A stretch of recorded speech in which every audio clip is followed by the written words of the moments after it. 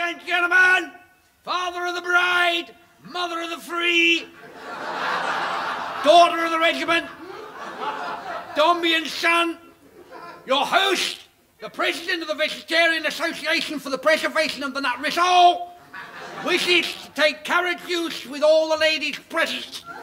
Please be upstanding. The toast is Round the Horne.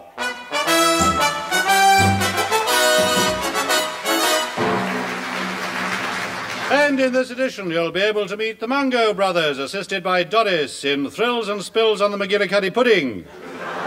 There'll be a song or two from Musty Jack Spong, radio's yodeling chicken sexer. Music in the modern manner from Salvador Lip and his Latin American Thing. And bringing up the rear will be the Reverend Barney Grote and his band of exploding nudists. Here is your master of ceremonies, Kenneth, some mothers do have 'em, Horne.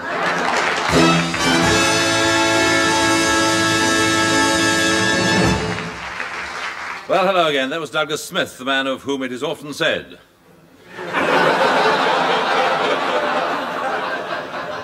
And quite rightly, too. Although he says he can prove he was home in bed at the time. Now, for the answers to last week's questions, first the Spot the Ball contest. It was, of course, in the top left-hand corner of the photograph, and not where you suggested, Mr. Gruntfuttick of Hoxton.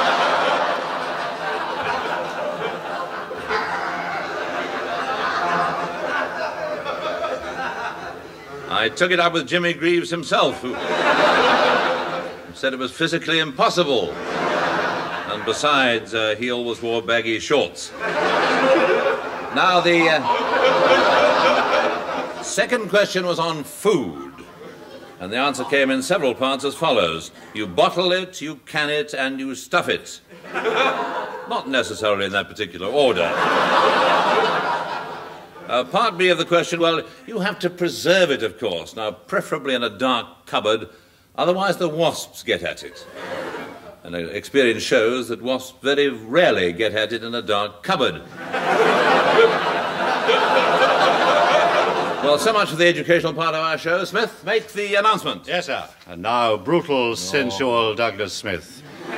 He of the flaring nostrils and smoking ears. Not conventionally pretty, but attracted to a certain kind of woman. Shouldn't that be attractive to a certain kind of woman? No, things have been bad lately. One day the world will know my story, but in the meanwhile, it's the Kenneth Horne Theatre of Suspense.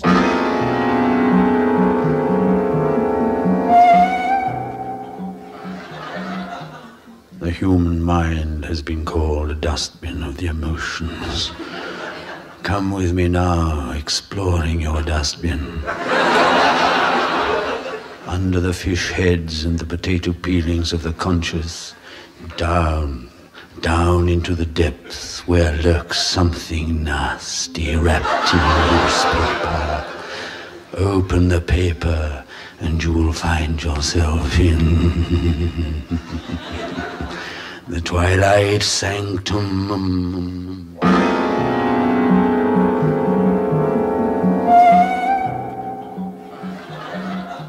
My name is Dr. Poke Nodule.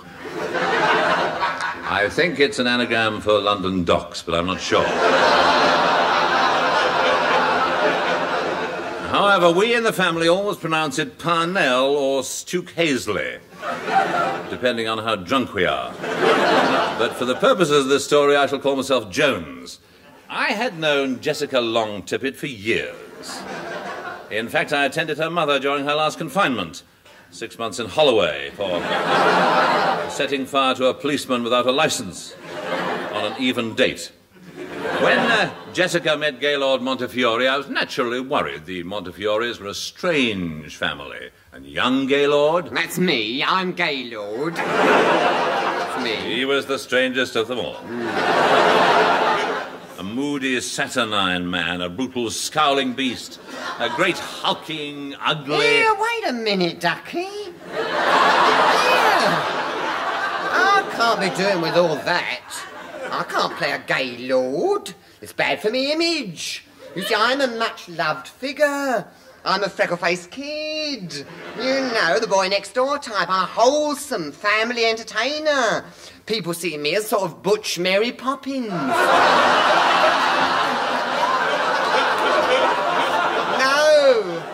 I mean, I've got the public to think of. Yeah. The public what? The masses who worship me. The little people for whom I'm a hope and a symbol. I have a sacred trust. Oh, trust? Trust. With a... That's with a T on it. Yes. With a T, you see. I can't be ugly and scowling. However hard I try, nature hasn't equipped me for it. I haven't got the equipment, you see, Ducky. I'm your perennial Peter Pan. I can fly. I can fly. I'll throw a bucket of water over him, someone. Very rude. Look, Ken. Look, Ken, I'm sorry. It's either Gaylord or Jessica Longtooth. Oh, well, you have to make sacrifices for your art. It's all down to the old Ars Gratia art is. May I continue? Yes, certainly. Don't let me interrupt you. Briefly, then. To recap, Jessica Longtippet married the strange Gaylord and he whisked her off to gloomy Montefiore Hall, somewhere in the bleak West Riding of Cricklewood. From the moment they arrived, he treated her badly. Did you enjoy the ride, dear? Yes, thank you, Jessica. Well, would you get off my back now?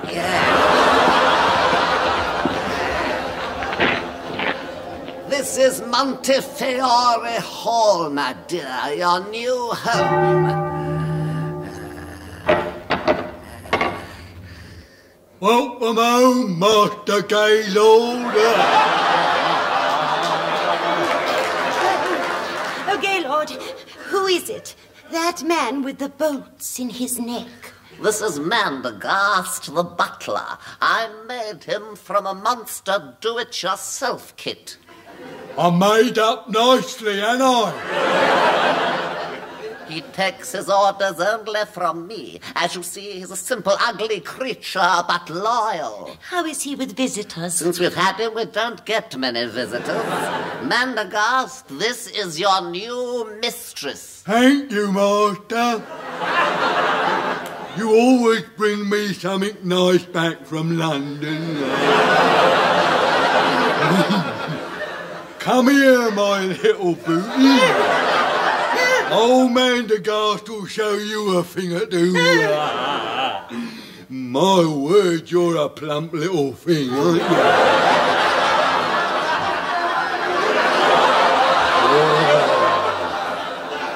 Mandergast likes some plum. Tell him to put me down, Gaylord. Drop it, Mandergast. That boy, stop it or you'll go back in your box. This lady is my wife. I want you to treat her as you did the others. Yes, Master. Come here, my lovely.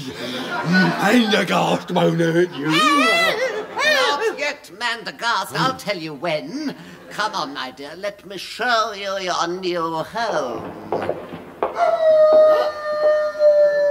What's that?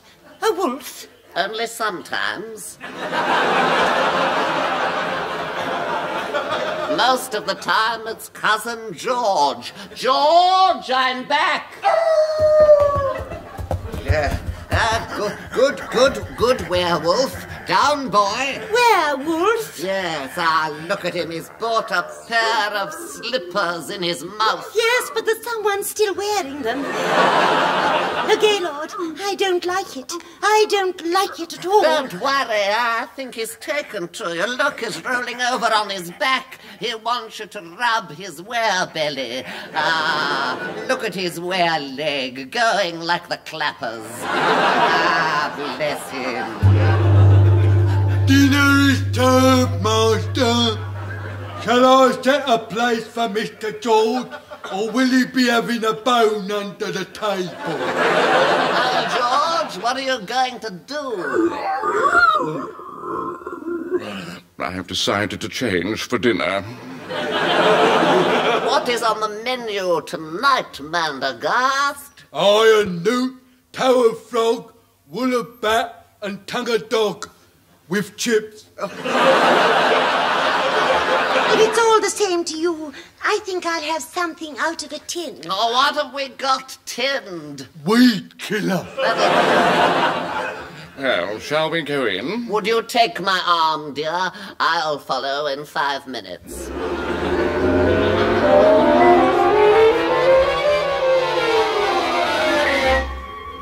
At first, Jessica noticed nothing out of the ordinary, but as time went on, Gaylord began to behave more and more strangely. Jessica went into a decline. You don't seem well, my dear. You haven't touched the nice cup of arsenic Mandergass prepared. I think someone's put cocoa in it. Nonsense. Nonsense. Your mind is beginning to wander. What? Listen. There it goes again. What? I can't hear anything. Listen. The organ. That damned organ. Every night it starts like that and then...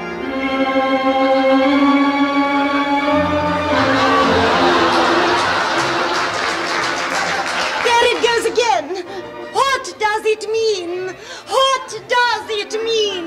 It means that Friday night is Blackpool night. And calm yourself, my dear. It's all in the mind. I want to see a doctor. Why won't you let me see a doctor? But I will. In fact, I have him here. Our own family physician, kindly old Dr. Gould's creature. He's hanging about outside from a beam. Come in, doctor. Oh, what a beautiful white neck you have, my dear. What beautiful, full red lips. Yes, I know. A lot of people compliment me on them. He's not talking to you, William. Oh, I'm sorry I spoke. Come here, my pretty one. No, don't back away. Surely you're not frightened. What is it that frightens you? Merely the fact that I'm trying to sink my fangs into your neck. Well, that helps. I'm just going to test your reflexes, my dear. Now, if I tap you here and here and here and here and here and here and here. Yes, thank you. You've made an old vampire very happy. Keep on with the treatment. That'll be a guinea. Well, I must fly. I'll see you to the belfry. Where's the phone? Ah! Oh, the phone.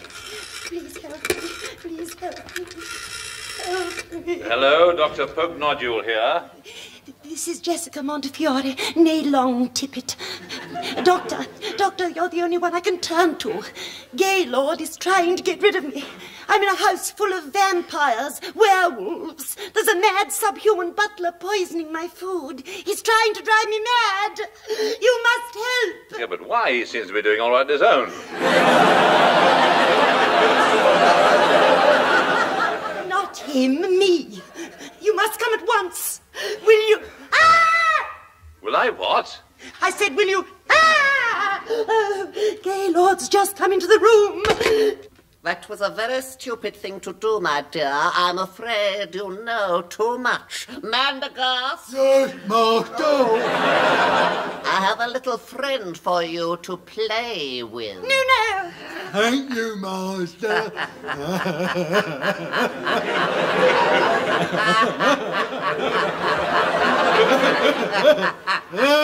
Yeah, I think we got the best out of that. You'll enjoy a little game, won't you, Mandergass? Okay, master. Now? Now. Come here, my dear. Not so fast, Montefiore. The jig is up. The house is completely surrounded by one slow-witted village constable who has orders to run you down with his bicycle if you try to escape. You'll never take me alive. I'm getting out, and I'm taking Jessica with me. One move and I shoot. Oh, will you? Oh! Ow!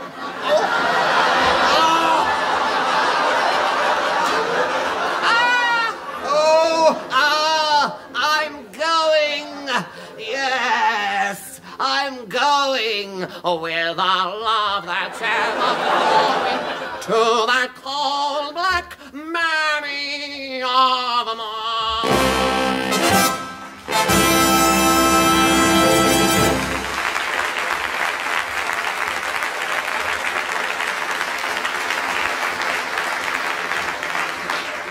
And there our story ends. In a high key. And good riddance to it. Now it's time for a track from the new LP, Songs for Senile Lovers. Sung by the Frasers 4.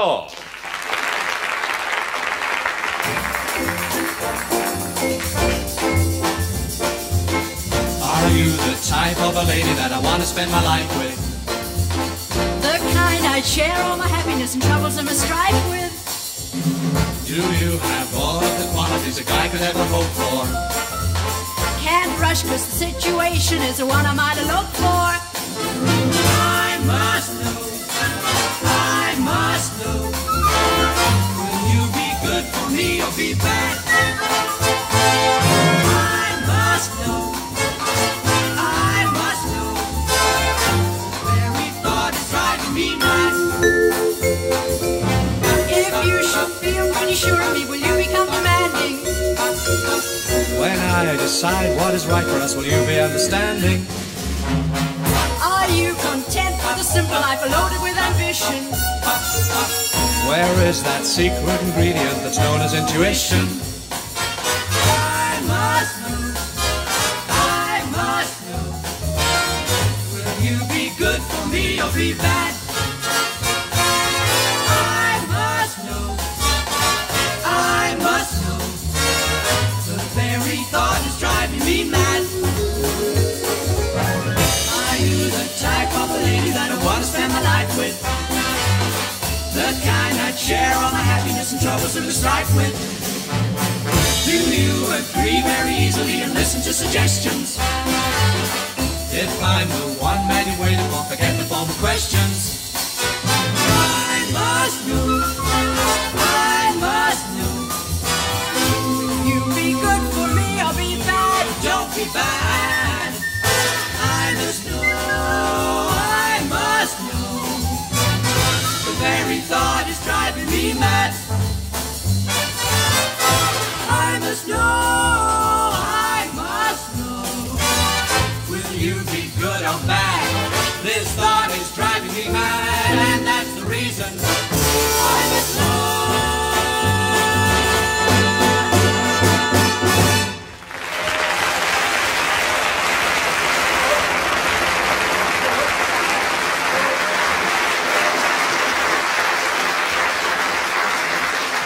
And now, trends.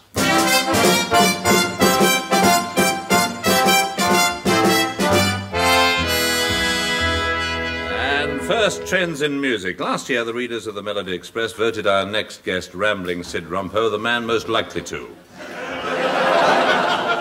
Since then, he has frequently.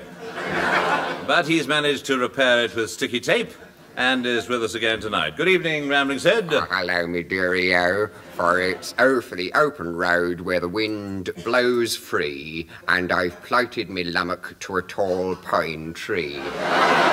Well, it's up to you, of course, but look out for the woodpeckers. Now, what are you going to sing for us this week? Well, I've been having a dip in me gander bag, and I've come up with a traditional Cornish cider bottler's song, which they sing in lieu and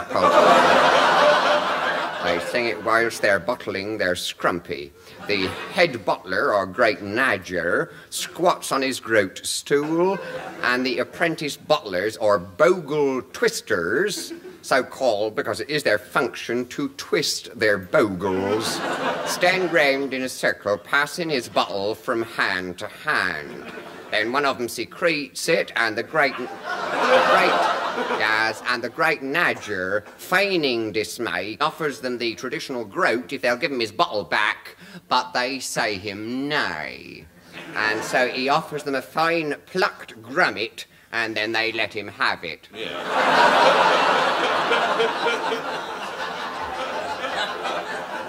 And you can't blame them, really, can you? No, you see, then they all link arms and dance about, singing the Cornish scrumpy dance, which goes as follows. Oh, who'll come a nadger in this fine night, with a fall roll rumple me boodle, oh, with your splee a-glowing in the bright moonlight, with a fall doll daffy up me doodle, oh. Hey down, dumpy, oh, 16 pints of scrumpy, oh, drink it up, me boys, with a 1 and 2. Hey down, derry down, sink it down, drink it down once round the maypole and it's off to loo.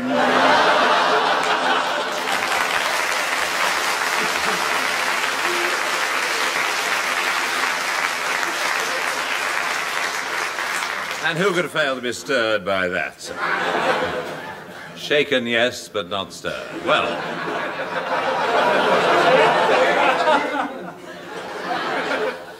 Well, the prevalent mood is still back to the 40s, and nowadays we're getting all nostalgic about powdered eggs and Giraldo. The 40s when Kathy Kirby was called Vera Lynn. When Eddie Braden's suits were in fashion. When Kenneth Williams was known as Wee Georgie Wood. And when Gladys was young. Also back in fashion are the revivals of the stiff upper lip, get one for me, Johnny, you can't send a boy like me up in a crate like that. The rear gunner's copped a package, sir. We'll have to make it back on one wing. When this ghastly business is all over, Evadne, we'll go away somewhere together type of film. And here is an excerpt from one now, starring Dame Celia Millstrangler and aging juvenile Binky Huckaback.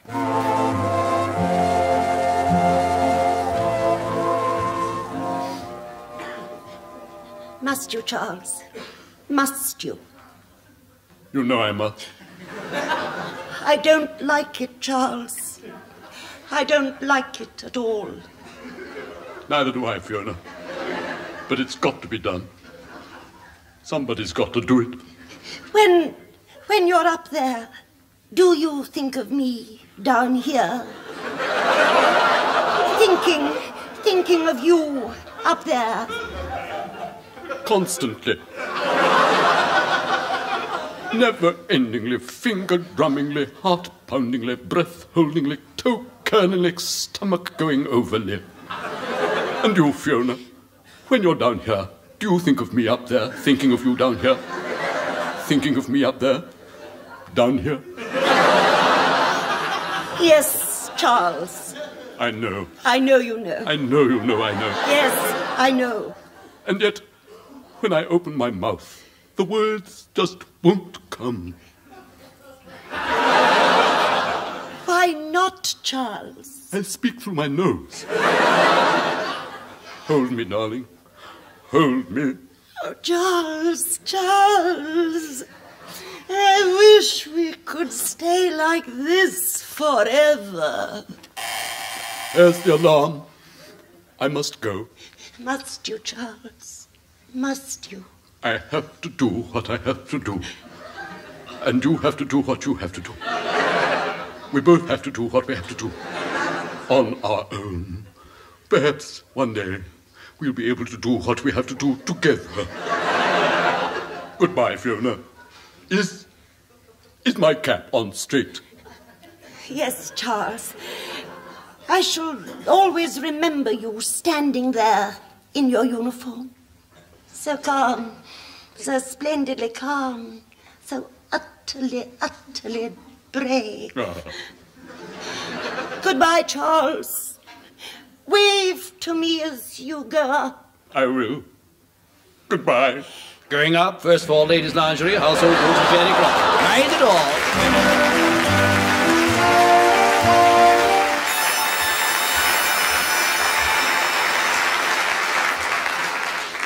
Oh, that took me back, you know. I know.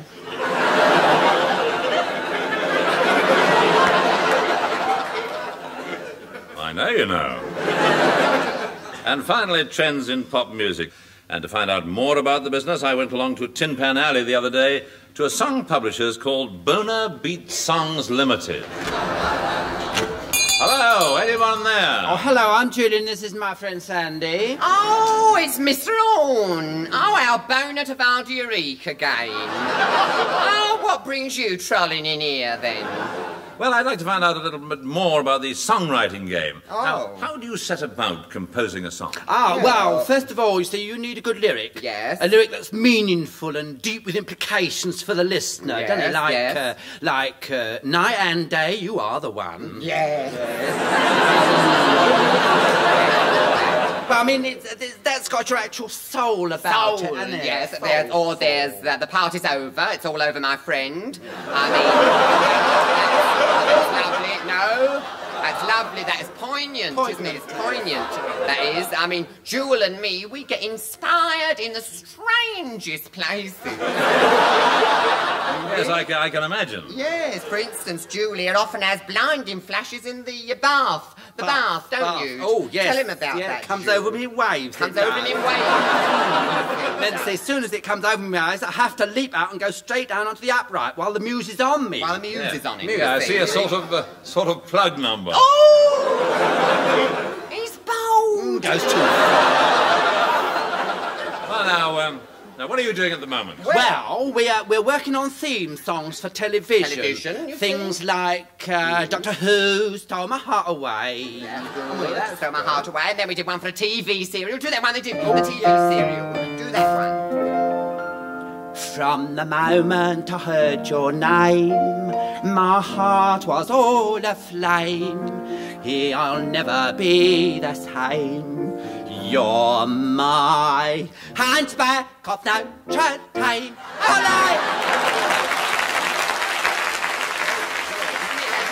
Yes. Oh, very moving. See, he was moved. He was moved. He was really moved. But they won't be sorry by that, so we turned our attention to films. We're doing the title song for After the Fox. But I heard that Burt Bacharach was writing that. Oh, yes, but we're hoping to get ours in first. Yeah. I mean, we haven't actually arrived at our fait accompli. That's your actual French. French. The trouble is, you see... Go on, no, go on. No, wait, keep on interrupting. Let me get on with it. The trouble is, Mr. Horne, working the title of the film into the song. We're toying with two ideas. We haven't decided which one yet. It's either I was after the fox till I met you. Or the other version is I'm not kissing you after the fox. Yes, well, I'd be hard put to it to choose. Who's hard put to it, Sand? Well, he would be at his age. Anyway. Now, we are concentrating now on a speciality, which is theme songs for your horror pictures, you see, your actual horror picture. Would you like to hear our latest? I can hardly contain my indifference. Yeah. Oh. Right, on the piano, Jewel. Right. On the piano, yes. Short, loud, lappers on the Striller's boner. Well, right, on, flex yourself. Stars, flex yourself. You all flex. Yes. Flex. Aye. Right, vamp till ready. Aye. I said vamp. Oh.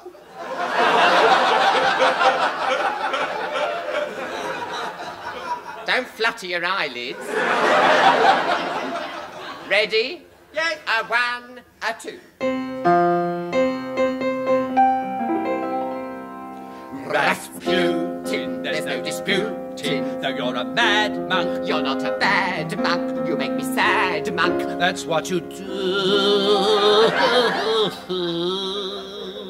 Because Rasputin, you look so cute in a monastery built for two.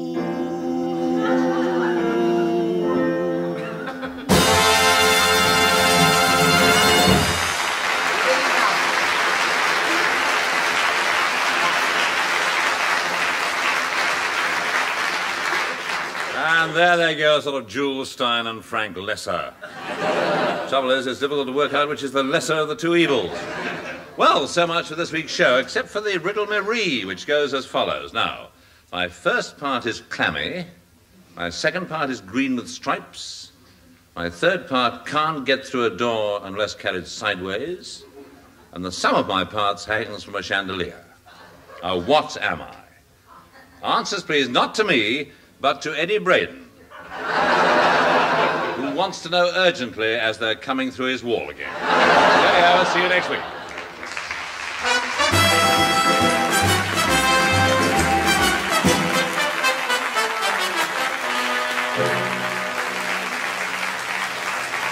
That was Round the Horne, starring Kenneth Horne, with Kenneth Williams, Hugh Paddick, Betty Marsden and Bill Pertwee. On the musical side, you heard the Fraser Hayes Four and Edwin Braden and the Hornblowers. The script was written by Barry Cooke and Marty Feldman and produced by John Simmons.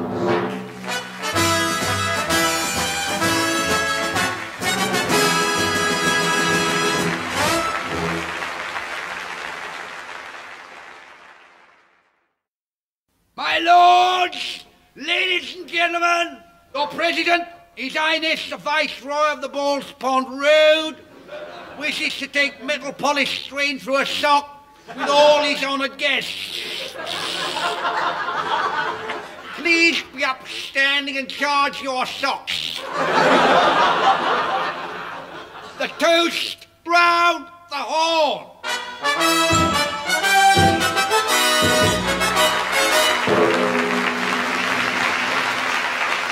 And in this edition, our special guests are the revolting Muldoons and Bobo in a despicable act with the bread pudding. There'll be a trip round the world in song with Sharper Gut Bucket and the Electric Druids. And comparing the proceedings is your own, your very own, Kenneth, I won't unscrew my elbows, I'm not stopping, Horne.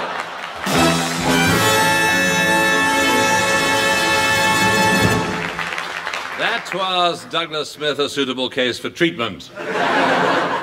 Is there a vet in the house by any chance? Right. Well, now, here are the answers to last week's questions. The first aid question. Well, the answer came in several parts as follows. You squeeze it. You hold it under a cold tap till it goes down.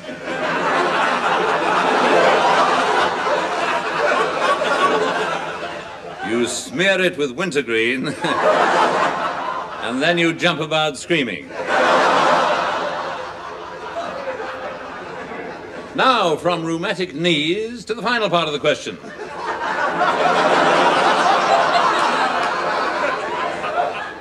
Well, you'll remember I showed you a picture and asked what were they doing.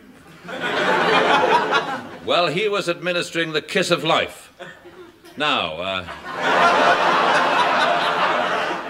Mr. Gruntfuttock, what can I say? I try to be patient with you, but this time you really have let your imagination run riot.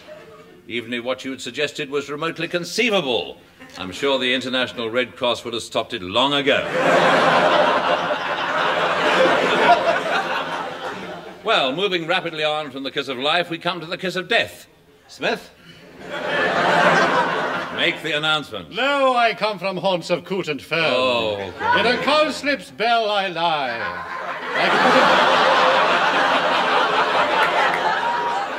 I can put a girdle around the earth in 40 minutes and make it 5 pounds lighter. Smith! Thanks. Thanks to Dobbytex medical cummerbunds for horses. They said I was mad. They said Mozart was mad, but I'll show you. I'll show you all. You see this ray gun I'm holding in my hand, unless you give me the secret plans. Not so fast, Dr. Krautmeyer. Stand back, Mr. Horne. Good heavens, it's Batman. Yes. Yes, Mr. President, wherever the forces of evil strike, Batman is there. How'd you like me tights, Doctor?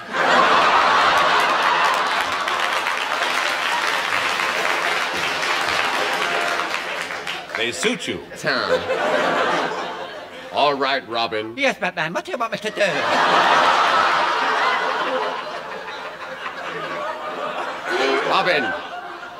Robin. Grab this power-crazed maniac and take him to a place where he can do no harm. You can't do this to me. I've been held down too long. And so perish all enemies of democracy. America is on the march. That government of the people, by the people, and for the people shall not perish from the earth. Except when it's expedient. If you're ever in trouble, Mr. President, just send for Batman. I never get this trouble on 20 questions. Well, now it's time for the Kenneth Horne Theatre of Suspense.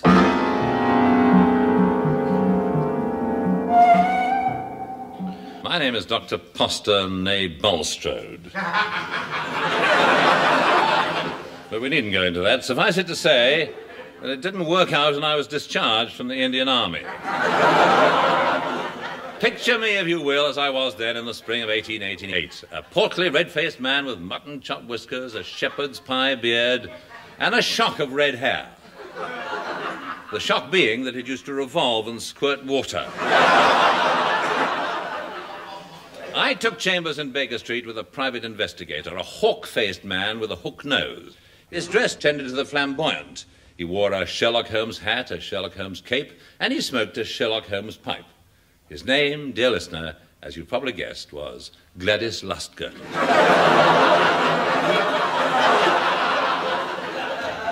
A pseudonym which fools nobody except, we hope, the executors of the late Arthur Conan Doyle. One afternoon I was in his study while he was working on a case, and, as was his wont, to help his concentration, he was playing a wistful air on his instrument.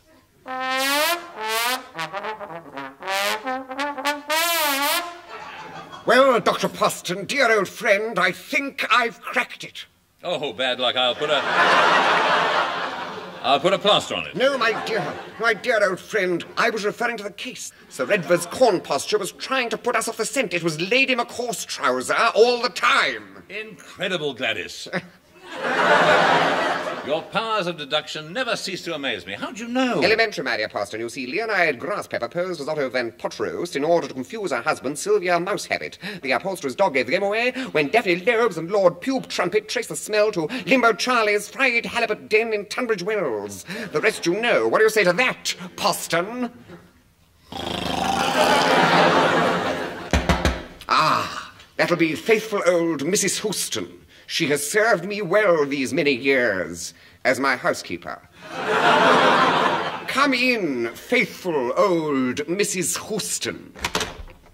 It's your tea, Mr. Gladys. Where shall I put the tray? Answers, please, on a postcard. To the head of Light Entertainment, BBC Ghana. There's a lady downstairs says she's the Countess of Coon. Well, send her up immediately. Right-o, Mr. Gladys. I'll ask her to come up. Unusual woman, Mrs. Houston. The Countess of Coon. Mr. Lustgirder, I had to come and see you, sob, sob, gulp, gasp. It's my gulp husband. He's gasp, sob, disappeared, sob, gasp. Now calm yourself, dear lady. Tell me the whole story. Well, gulp, my sob, sob, husband, gasp. I think you can drop that, love. And let me squeeze the last titter out of that. He went out to buy a newspaper and hasn't come back yet. When did he go? 25 years ago. Then we haven't got a moment to lose. And with that, Gladys clapped on his deerstalker hat, clapped on his ferret-stalker boots, and clapped on the offbeat as he shuffled off to Buffalo. Oh, Dr. Poston, I'm afraid for my husband. But surely he's old enough to be afraid for himself. Have you any clue to his whereabouts? Nothing at all. Except this note he left pinned to the cat in the fridge. It says, Dear Lil, have gone to number 14 Seaview Terrace, East India Dock Road. Will not be coming back ever, so don't wait up. Not much to go on. Still, we can try that address. Good. I've got a hansom outside. Pausing only long enough for the double entendre contained in the last line to sink in, I hurried her to the street. Ho there, cabby. You driving the coconut shells. Did you call me, madam? No, but I will if you prefer it. Ho there, madam.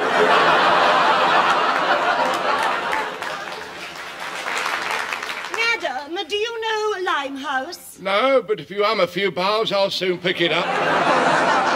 Isn't that rather an old joke? Oh, not really. After all, this is 1888. What do you expect, David Frost? No, that is one thing in its favour.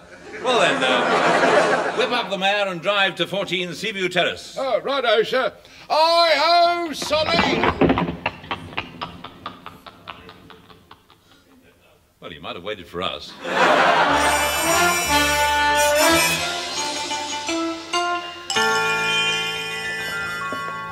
That evening found us in the narrow, winding streets of Limehouse. Around us thronged the inscrutable inhabitants of London's Chinatown, chattering in their inscrutable native tongue. Thank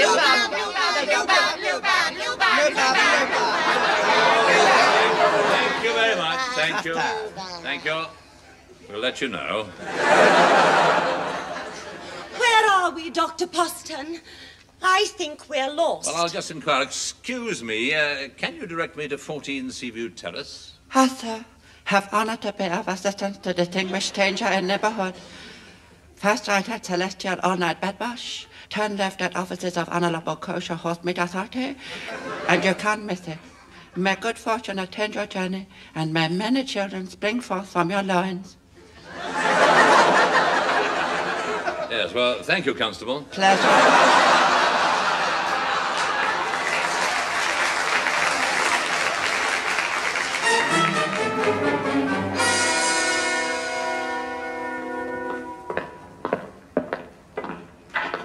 That must be it. That cafe. Good heavens, look what's written on the window. The Moo Cow Our Go-Go Opium Den. Proprietor Fu Manchu. You go and get the police. I'll go and beard the sinister doctor in his den. Goodbye. Good luck. I strode purposefully down the stairs into a smoke-filled cellar. In bunks all round the walls lay victims of the dreadful habit. As I passed a bunk...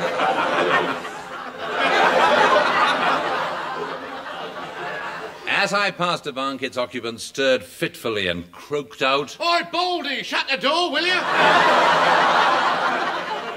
I looked around. So these were the slaves of the dreaded Poppy. An old crone shambled towards me, offering me her wares. Hello, dearie. Like to buy a dreaded Poppy. Well, I didn't know it was dreaded Poppy Day. We have been expecting you, Dr. Poston. Through here. I pushed my way through a beaded curtain and found myself in a huge, gleaming laboratory. So this was Fu Manchu's den. The sinister doctor stood with his back to me, bent over a figure strapped to a table, about to inject it with a hypodermic syringe. At least I think that's what he was doing. But in the dim light, it might well have been a bicycle pump. In which case I'd sooner not know what he was up to. He turned, and in a sudden flash I recognized my old adversary. Ah, Mr. Horne, we meet again. You, Fu Manchu? Not exactly. Fu Manchu and Ginsberg. I see by expression on your face that you recognize creatures slapped to operating table. It's the Earl of Scone. Collection was Earl of Scone. Became slave of the ploppy as now is in my plower. Flower? Yes, as in plower game. And now you know my secret. You die! Ha ha ha ha ho! But before you die, a little entertainment will summon loveliest of all my concubines, most fragile flower of the East, Lotus Blossom. You're so mighty Mandarin, O great warlord, in whose presence all bow down and quell. What do you want, mate? Ah, my little lychee nut! Nah! You're not seeing her at her best today.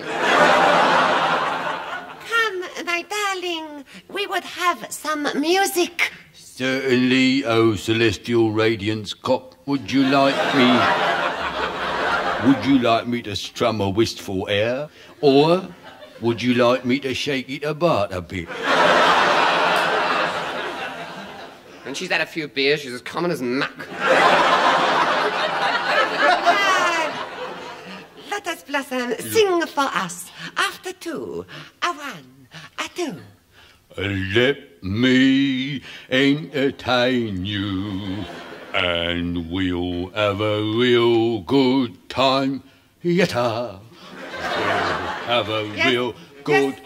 Yes, thank you. All right, darling, thank you, yes. Yes, leave your name at the stage door of the Hippodrome Bulawayo. Now, Mr. Horne, you will excuse me. I have an experiment to perform.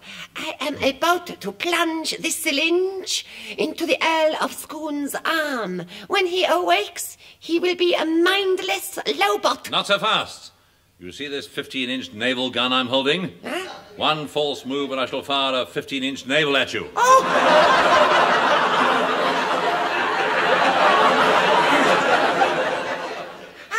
You're too late. Aha, see, it is done. But you will never take me alive. And with that, the evil doctor leapt from the window with a cry of... Oh!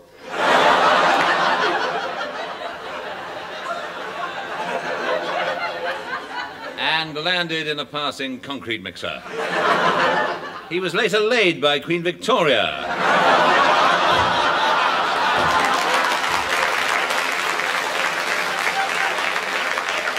As the foundation stone of the Ladybird Strangler Home for Methylated Spirit Drinkers. And what of the erstwhile Earl of Scone? Well, it was too late to save him. When he awoke, he had become a mindless robot, almost incapable of intelligent speech. All he could say was... Hello and welcome again to the Seamus Android Show.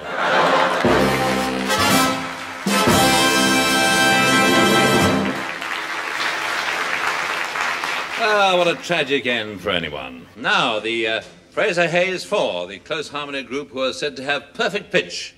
It's the one outside the saloon bar of the Baboon and Trumpet. Ladies and gentlemen, the Fraser Hayes Four.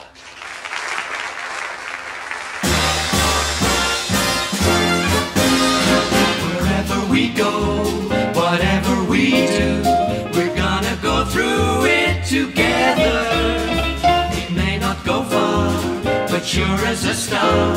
Wherever we go, it's together. Wherever I go, I know he goes. Wherever I go, I know she goes. No fits, no fights, no feuds and egos. Amigos together.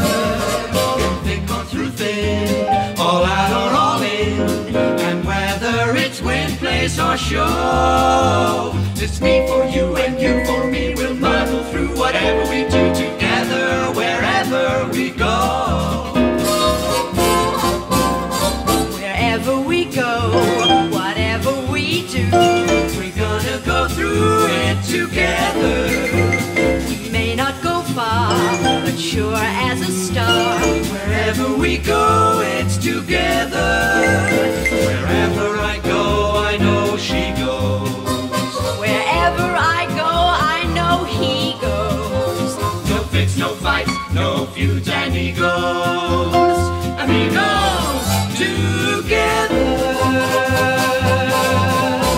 Through thick or through thin, all out or all in.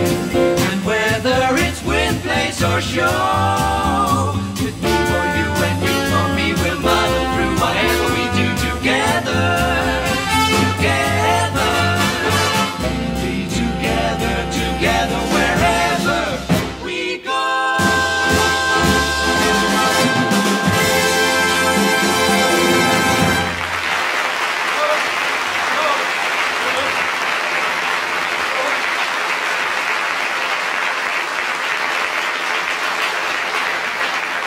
And now, trends.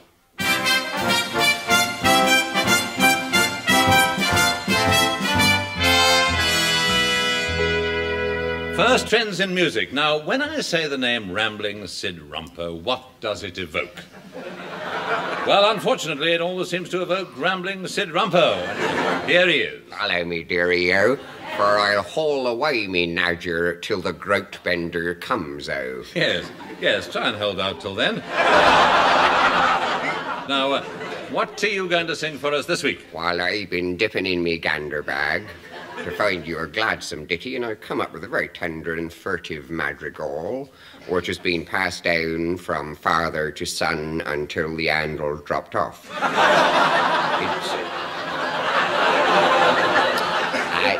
It's an old Sussex courting song and tells a story of a young swain who stands beneath his loved one's bower. He's a very small swain, but then she on the other hand has got a very low bower. It's the prevailing winds. Anyway, he stands there in the full moonlight, a-plighting his troth. And it's best to plight it where you can see it, otherwise you're liable to make a dog's breakfast of the old rigmarole. So there he is, a-plighting his troth. I've often wondered, what is a troth? It's a small furry creature with fins, sort of cross between a trout and a sloth. A curious match. Eh? A curious match. Yes, I often wonder what they saw in each other in the first place. There, I suppose a sloth hanging upside down tends to have a different slant on things. More than likely. Anyway, nowadays people say that they're extinct. But I believe they're hanging about somewhere and they'll come round when they're hungry. Yes, anyway, they obviously have to be plighted. Only in the hot weather. Yes. They go off otherwise. So anyway, this lover is under this tree singing to his lighter love. And he tells her of his love as follows. Will you still love me, Mary, oh, when my gussets be bended low?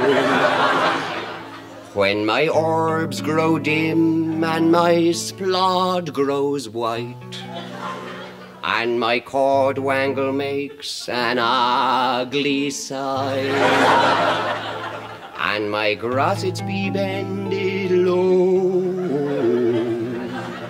my gussets be bended low. And she sings back to him. You ask me if I love you, oh, though your gussets be bended low, though your orbs are dim and your splod be white, and your cordwangle makes an ugly sight. If I feel the way that I do tonight, my answer will still be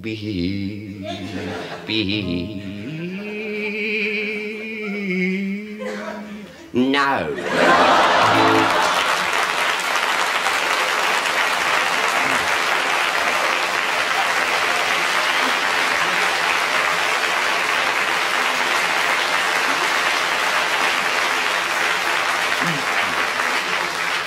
And thank you, Rambling Sid. We all hope that, like Julia Felix, you'll soon be appearing in Westminster Abbey. But in your case, under a slab. Well, the nostalgia for the 40s is still with us. People are getting sentimental over the period when Peter Cooke and Dudley Moore were known as Enoch and Ramsbottom. When Lord Moran was only writing prescriptions.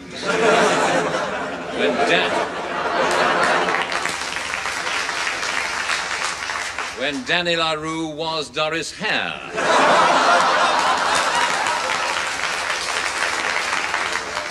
When Quentin Hogg was only a piglet. And Harold Wilson was still with Keppel and Betty. And here is an excerpt from one of those wonderful wartime films starring Dame Celia Molestrangler and aging juvenile Binky Huckaback.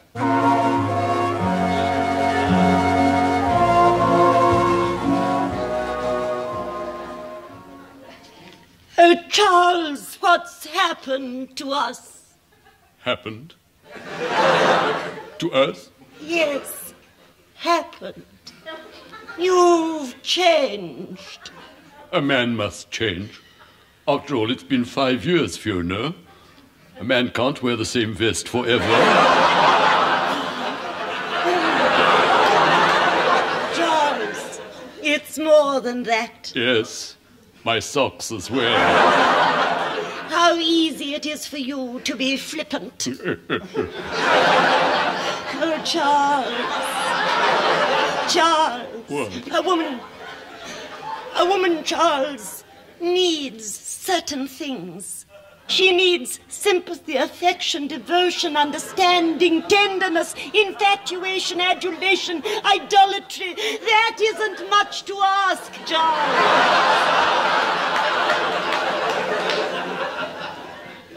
I know. I know you know. I know you know, I know. I know. Then why can't you give it to me?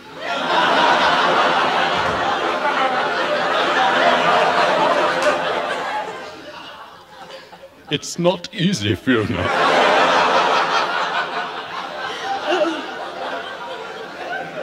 Charles, is it her? Daphne? Yes, Fiona. I must go. She needs me. I need you. Does that mean nothing to you? Daphne needs me more, much more. But I shall think of you all the time I'm with her. I'll wait for you, Charles. You will come back to me, won't you? Oh, Charles, When will you come back? How long will it be this time? That depends on Daphne. Goodbye, Fiona. Goodbye, Charles. Come along, Daphne. Walk is. Good doggy.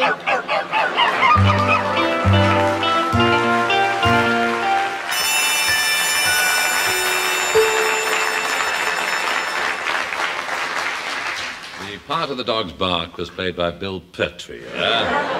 Other parts of the dog were played by the BBC Repertory Company. Now, everybody who considers themselves to be a really trendy person nowadays has a publicity man, so I thought I'd get myself one. I went to a firm who specialise in publicising show business people. The sign on the door said, Boner Relations. Hello, anybody there? Oh, hello, I'm Julian. This is my friend Sandy.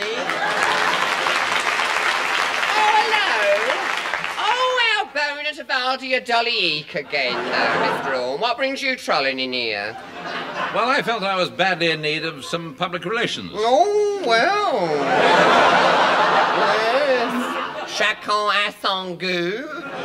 That is your actual French, you know.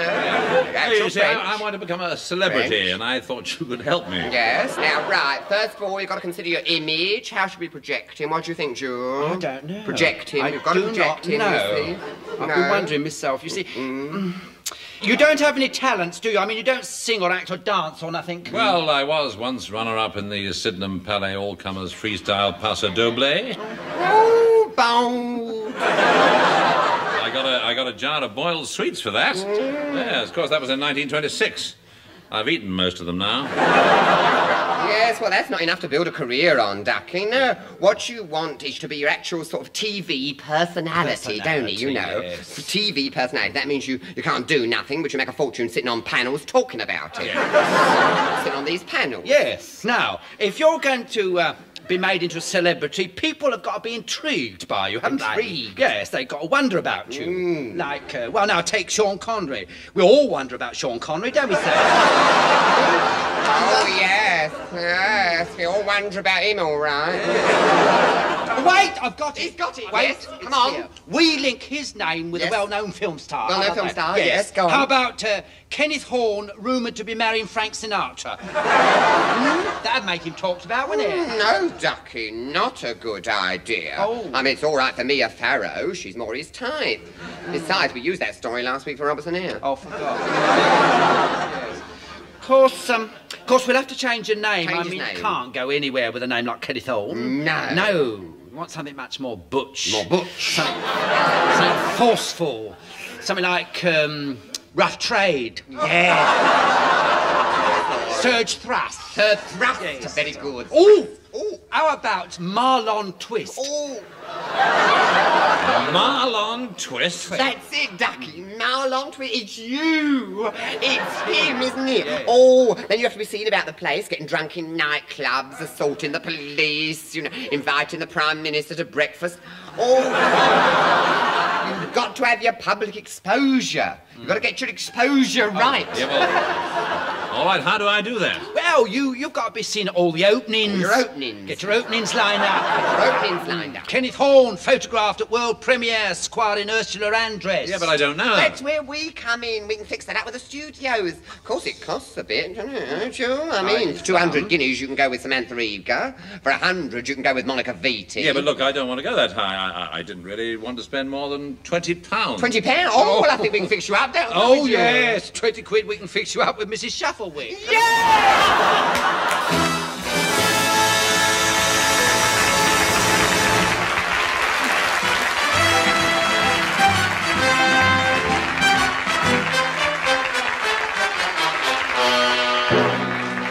That was Round the Horne, starring Kenneth Horne, with Kenneth Williams, Hugh Paddick, Betty Marsden and Bill Pertwee.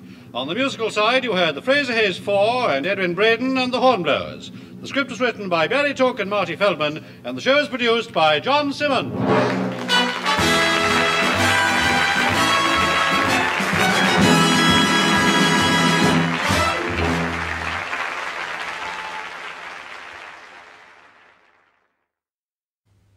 My lords, ladies, gentlemen, your highnesses, your graces, Father Thames, Mother McCree, Gaylords! The president of the Ballspawn Road Temperance Society would like to take Irish whiskey with his honoured guests. But he daren't. So please be upstanding and charge your glasses with Dr. Catamold's vitaminized tonic wine. The kiddies love it. Ladies and gentlemen, the toast is Round the Horne!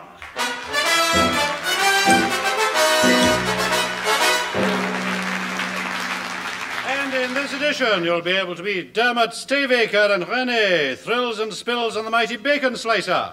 And music will be provided by Captain Peregrine Simcox and the massed pipes of the 14th Mounted Sanitary Inspectors. But here now is your own, your very own, Kenneth the Tiddly-Winky Girl, Horne.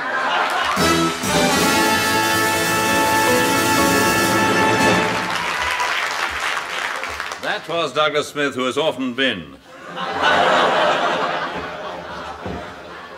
But unfortunately, he always comes back. Now, here are the answers to last week's questions. First, complete the following film title, Whistle Down Thee. Well, of course, it was wind. And most of you had it. Bad luck. Needless to say, I had a letter from Mr. Gruntfuttock, and what he whistles down is of no possible interest to anyone. Except Bertram Mills and perhaps the Director of Public Prosecution. Now, the well-known phrase or saying was, people in glass houses shouldn't.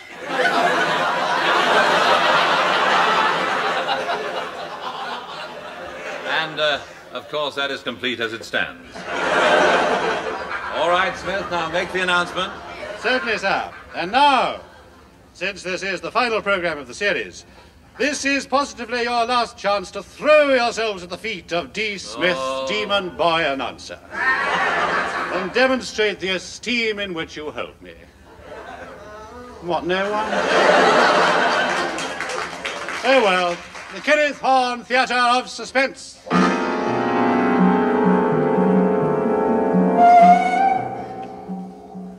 Terror is a strange emotion. It is different things to different people.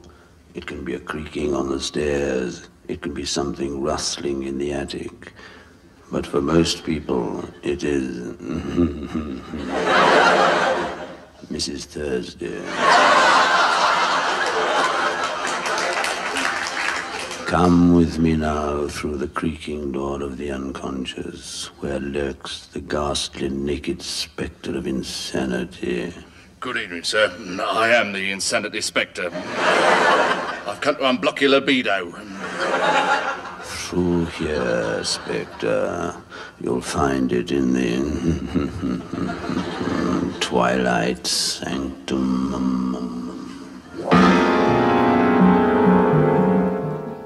My name is Ebenezer Cuck Powder. But we won't go into that now. I come of a West Country seafaring family, but I can't do the accent.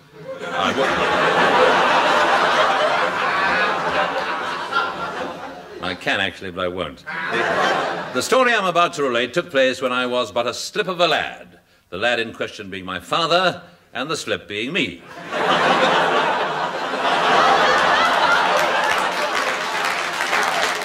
The year was 1863 and I'd arrived in Portsmouth. I was footloose. In fact, my kneecaps were only held on with sticky tape. And fancy-free. That is, if it was free, I fancied it. Ready for adventure, I made my way to a low tavern on the quayside frequented by rough, swarthy, seafaring men. Pig gin, dearie. Coming up, Black Jim. How about you, Tobago Jack? I'll have the same as him and a packet of crisps. And don't forget the salt.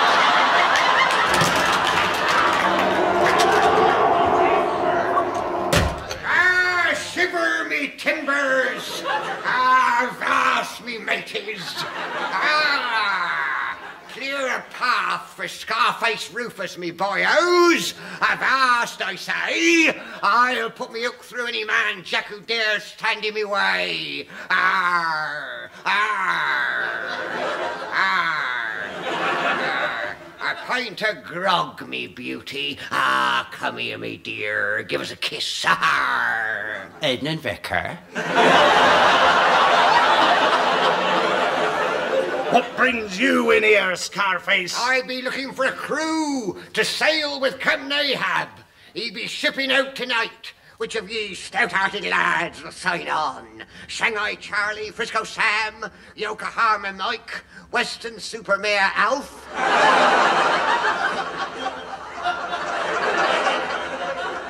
What? Be ye all afeard? Curse your black hearts for a pack of lily-livered jackeralls. Who will take ship with Captain Ahab? Good evening. Ebenezer Cuck powder at your service. Ah, no thanks, I never use it. I eyed him curiously. Aye, Scarface. Aye, cuck powder. Well, what brings you here? I'm looking for a ship. Ah, then come in, me hearty. Well, mateys, and who be this young cuck powder who puts ye all to shame? This fine stripling with his apple cheeks and his long blonde hair. Aye, and his... Oh, you don't have to use your imagination. A disgrace, though. Ah, you be a lucky lad to sail aboard the Golden Help, Glub Glub. That's a curious name for a sailing boat. Aye, the woman who was launching it fell off the rostrum and drowned. Hey, and ever since the ship be accursed, my dear, nobody who'd go on her had ever been seen again, my dear. 'Tis like a floating Amos Andrews show, my dear. Don't he go aboard her, my dear? Ah, take no heed, young cuck powder. Take no... Young cuck powder. Oh, honestly, it's ludicrous, isn't it? Ah, have a drugged drink, matey. Aye, what'll it be? I'll just have a grog and a bit of lemon. Ah, here, lad.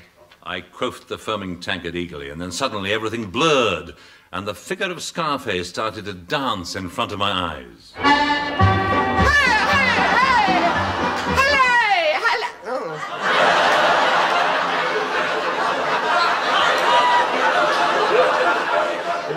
Sorry, I spoke. When I came to, it was to find myself lying on a bunk surrounded by the faces of as ruffianly a band of desperados as one could wish to meet. That's outside of Eddie Braden and the Hornblowers, of course. One of the scoundrels leant over me. Hello, matey. Be ye feeling bitter? Where am I? You be in the evil-smelling forecastle of Captain Ahab's ship, and these are some of the evil-smelling folks'll be your shipmates. This'n be One-Eyed Culpepper. Hello, matey. This be Black-Hearted Obadiah Loombogo. Hello, matey. And this be the first mate, Iron Teeth Rumspicket. Hello, darling. You been Shanghaied, young cuck powder. We be 4 weeks out of Portsmouth, bound for the China Seas. We be going after Moby Duck. Shouldn't that be Dick? No.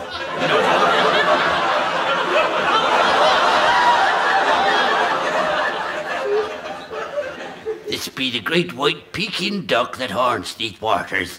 8 a foot long it be, with a 200-foot wingspan. And they do say as how when it lays an egg in the China Seas, there be tidal waves at Scarborough, my dear.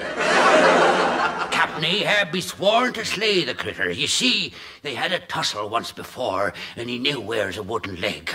Oh, it'd be a fearsome critter. Yes, I can imagine. It's not every day you see a giant duck with a wooden leg, is It's it? not the duck, it's Captain Ahab. Here he comes now. Morning, scum. Morning. Curse all they black hearts, ye bunch of snivelling toadies. Oh, thank you, Captain. Any complaints? Well, the food, Captain Ahab, be awful. For the last 4 weeks, we've had nothing but big beans. There's rumblings in the forecastle every night. Silence! Silence, One Eye! How would thee like a taste of the cat?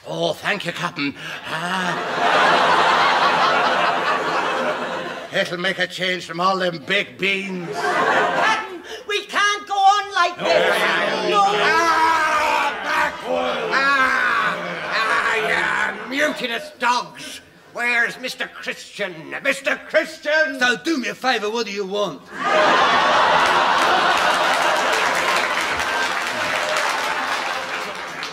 Mr. Christian, take one eye Culpepper below, give him a few lashes, some mascara, and a tin of wrinkle cream. He looks awful. No, please, not that. No. Take him away, Mr. Christian, and put him to picking oakum. No.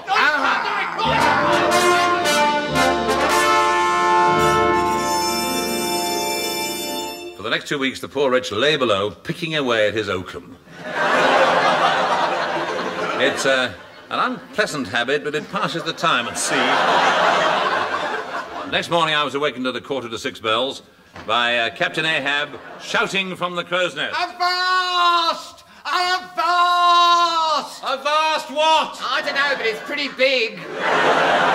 Wait a minute, it be Moby Duck. Ah, there she blows. What do you mean there she blows? Ducks don't blow. But whatever it is they do, she's doing it. Look, duck ho on the port bow.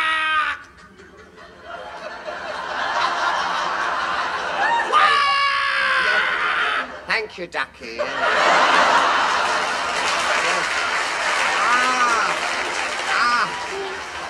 Here, she's taking off. She's going to lay an egg.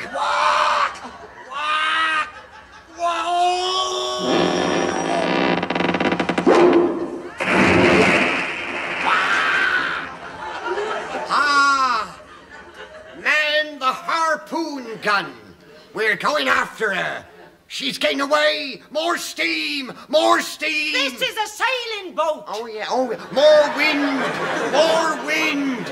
Ah, we're gaining on her. She'll not get away this time. 40 years I've waited this moment. Ah, yes, I know what you've said about me. I know what's been whispered on this ship. You all think I'm a raving madam.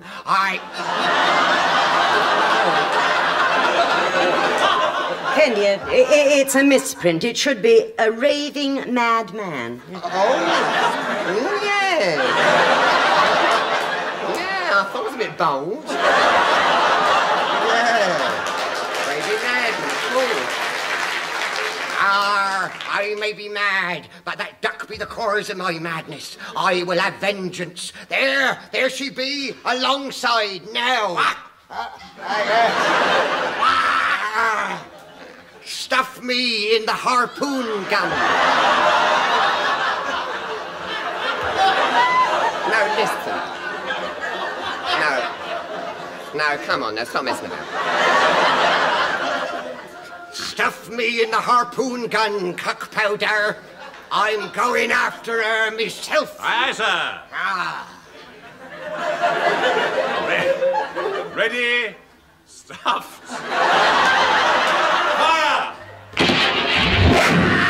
Oh, congratulations! A direct hit! Where? Well, I can't actually say, but if Captain Ahab was an orange... See them grappling! Captain Ahab and his Leviathan duck locked in mortal combat!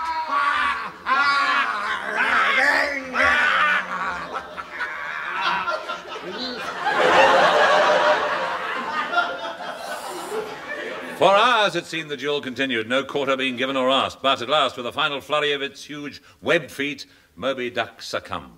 Ooh, quack! And vanished beneath the waves, carrying Captain Ahab with it.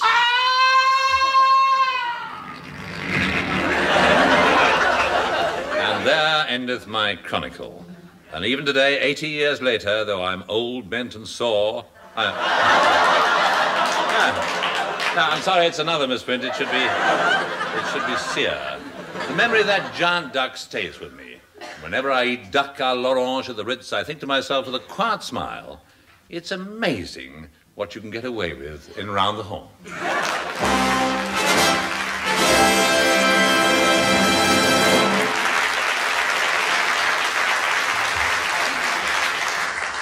By the way, the accomplished Mr. Hugh Paddock played the part of the duck. It was the part that most people throw away.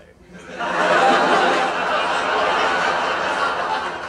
now, here are the Fraser Hayes Four, who spent all the morning polishing their scales and cleaning their little web feet, so as to be nice and smart as they sing. Supercalifragilisticexpialidocious. Ladies and gentlemen, the Fraser Hayes Four.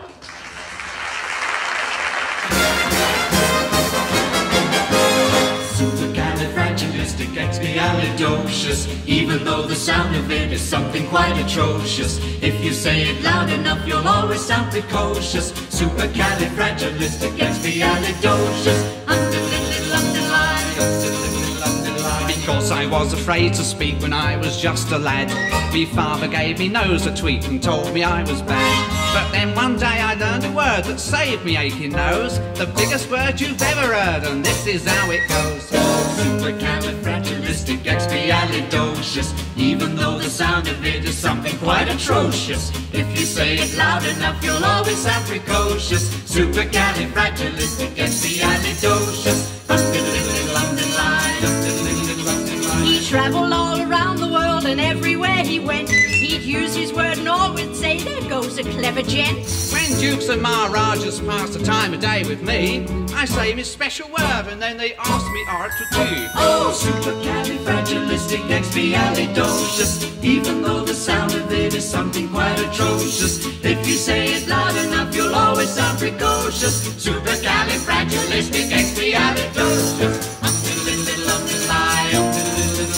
You know you can say it backwards, which is docious aliexpiistic fragilcalirupus, but that's going a bit too far, don't you think? So when the cat has got your tongue, there's no need for dismay. Just summon up this word and then you've got a lot to say. But better use it carefully or it may change your life. Like, one night I said it to me girl, and now me girl's me wife. She's supercalifragilisticexpialidocious. Supercalifragilisticexpialidocious. Supercalifragilisticexpialidocious. Supercalifragilisticexpialidocious. Supercalifragilisticexpialidocious.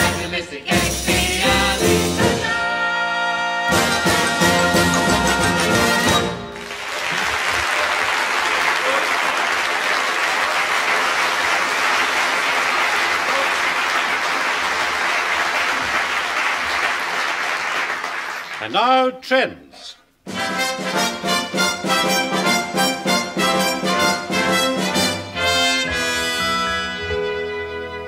First, the trend in films is still back to the 40s, the era when Fanny was by gaslight and not Hill. And Hill was Dr. Charles and not Fanny. The days when Jimmy Tarbuck was Ted Ray and so was Charlie Chester. When everybody was our gallant ally, except for the people who are now our friends. Ah, well, plus ça change. That's your actual French, you know. Here now is an excerpt from one of the great films of that period, starring Dame Celia Molestrangler and aging juvenile Binky Huckaback.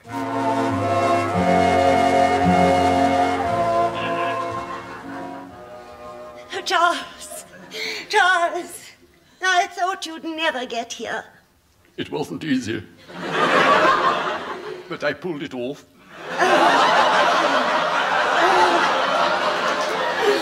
Charles, darling, how strong you are.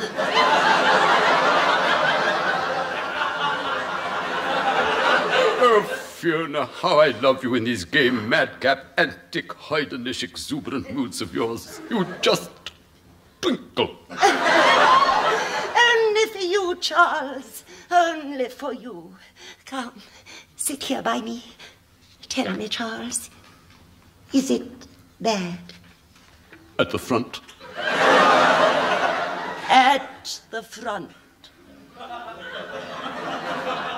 Pretty bad. At the front. Not too good at the back. But he's done the sides beautifully.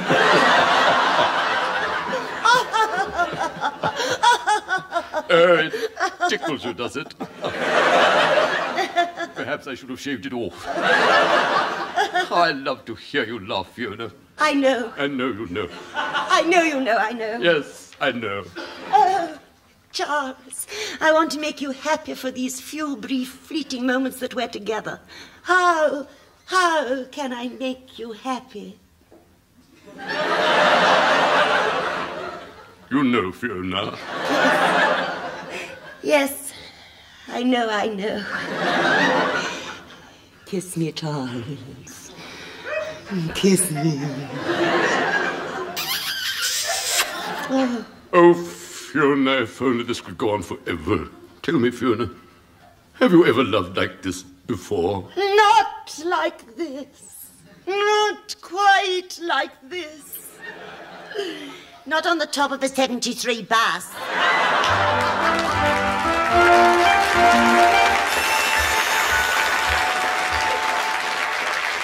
Yes, it beggars description, doesn't it? Now we move on to the world of folk music. Sumer is a coomin Lud sing rambling Sid Rumpole. Well, hello, me dearie, for I'll fuss it me truss it, and wordle me groats, and if that don't work, I'll poke it down with a stick.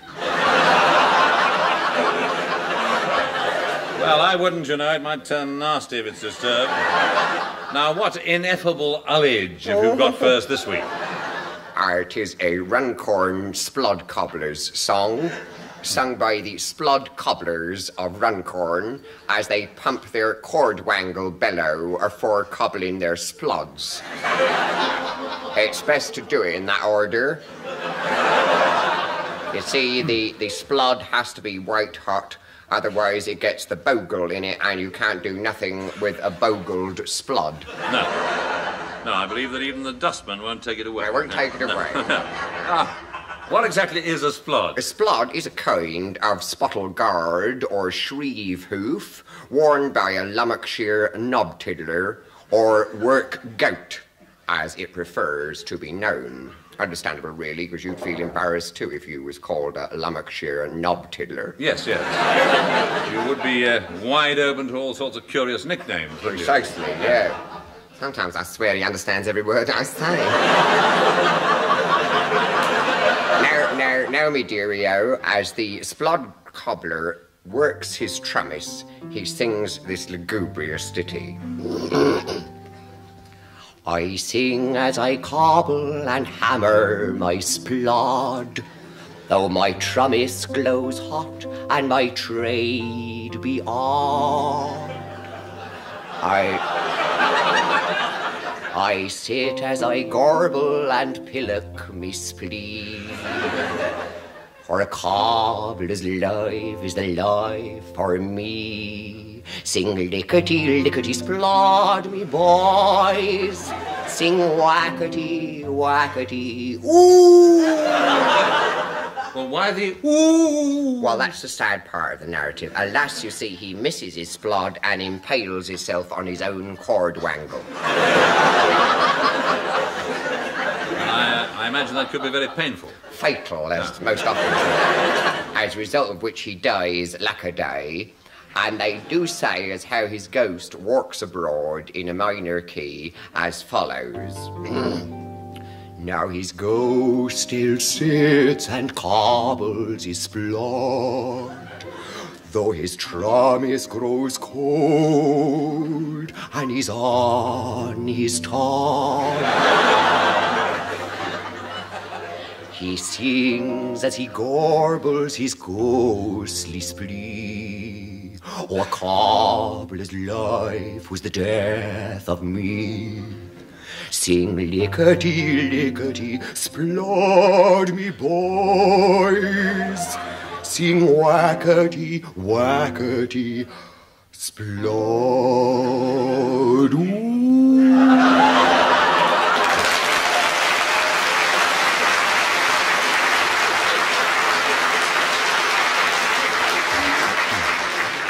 Well, I think there's an awful warning for us all there. Now, moving on, recently I was asked to organise a cabaret for the Director-General of the BBC.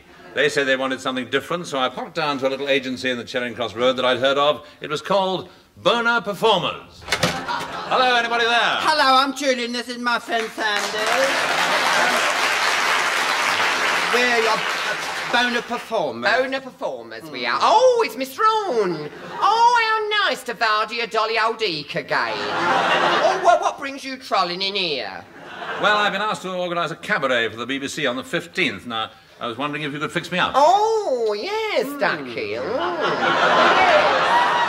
Oh, no, we'd be glad to fix you up any time. Yes, oh, BBC, is it? Oh, well, you want something a bit risque for that mob. How about Queenie? I think she is at liberty, isn't Queenie? Well, what does Queenie do? Oh, she does striptease with a difference. With a difference. See, she's the bearded lady at Blackpool. She's got a long beard right down to her ankles. Right down. Yes, and instead of stripping, she just comes on and shaves. Lovely act. Very good act. She can't do it often. Takes her 2 years to grow the beard again. Oh, dear. Yeah. Really Well, it's not exactly what I had in mind. A little less exotic, I think. We can get you the great Omi Poloni. He's one of ours, isn't he, Jewel? Oh, Omi yes, Poloni. yes. Lovely yes, act. So. No, describe the act, Jewel. Well, he's your actual strongman, really, isn't he? Yes. Yeah. Beggar's description. He beggars But could you give me some idea of his act? Well, he comes on, you see, wearing this leopard skin, you see. He's a great butch Omi with... I mean, he's got these thews like an oak and bulging lallies. Well, he bends an arm bar, tears 2 telephone directories in half, he drives a nail through a plank with his bare fist, and then, as a finale for his piece de resistance... That's your actual French. He's harnessed between 2 teams of wild horses, pulling in opposite directions. But does he budge? Budge he does not. Budge he does not. No, and we bill him as the strongest man on earth. Well, I'll take him then. Oh, you can't have him on the 15th. That's the night for washing his hair. All right, well, now, who else have you got that's available? Well, we're available, and we sang. Extremely. We will be happy to oblige on the 15th. We are your great all-round entertainers, Sand and Jewel, a show in themselves. All round. Brightest stars in the showbiz firmament. We can be seen nightly at the Marine Commando Club in Paddington. Always there, you see. We can be seen up there, Yeah, can't won't you come and see us, eh? Drag yourself up there one night. We have to be seen to be believed. Yes. And what, I shudder to ask, do you do? Oh, he bold! Oh, he goes too far, doesn't he? Well, we're versatile, Mr. Horne. You name it, and we do it. All right. Sing? No, not your actual singing, no. Dance? No. Juggle? No. Conjure? No. Well, I thought you said if I named it, you could do it. Oh, yes, Ducky, but you haven't named it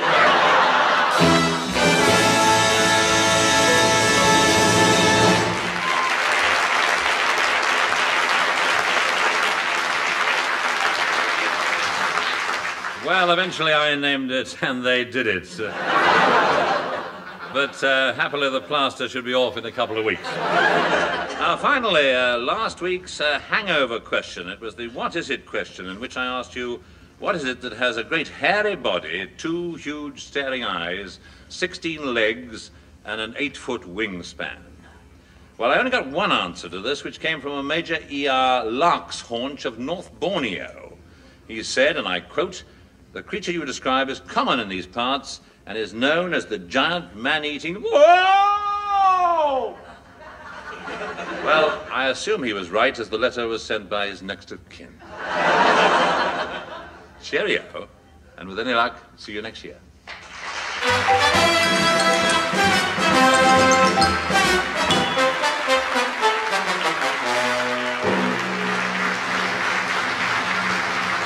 That was Round the Horne, starring Kenneth Horne, with Kenneth Williams, Hugh Paddick, Betty Marsden, and Bill Pertwee. On the musical side, you heard the Fraser Hayes Four and Edwin Braden and the Hornblowers. The script was written by Barry Cooke and Marty Feldman, and the show is produced by John Simmons.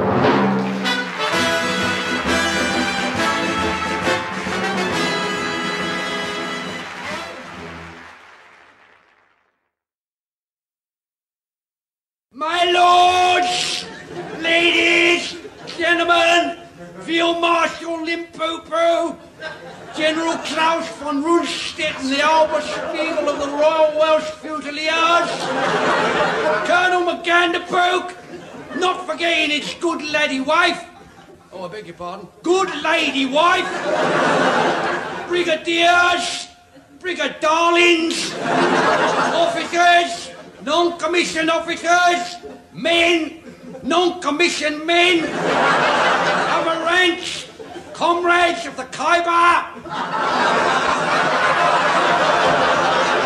The toast on this festive occasion is Sybil, the regimental goat, with whom I should like to couple General de Gaulle.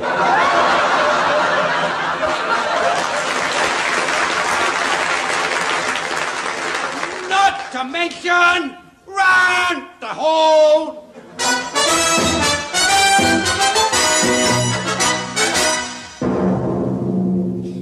As this is a special show, especially mounted for this very special occasion, we are going to mark this very special day by doing the same old rubbish we do the rest of the year.